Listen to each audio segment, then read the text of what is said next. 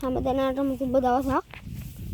අපේ පිපිඤ්ඤා වගාවේ දැන් ගෙඩි ලොකු වෙලා ඉන්නක එකක් පෙන්නන්නම.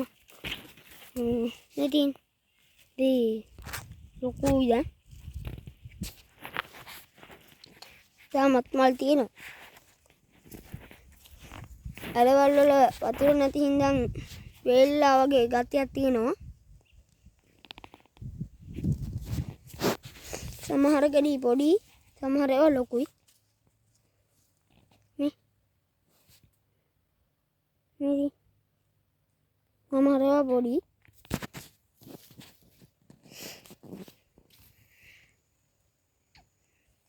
වතුර නැති හින්දා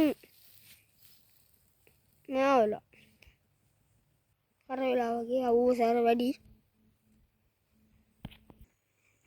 ඔයාලට මම තව ගෙඩියක් පෙන්නන්න. ඉන්න හොයන එක. ටුට්ටක්. ගෙඩියක්. තව.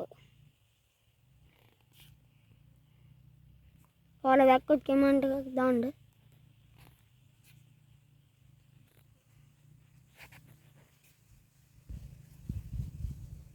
මේදින්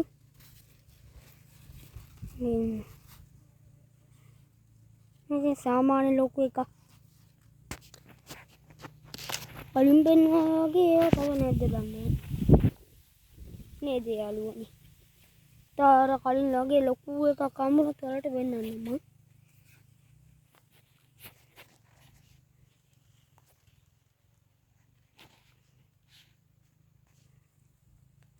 මම වීඩියෝ එක අවසන් කරන්න.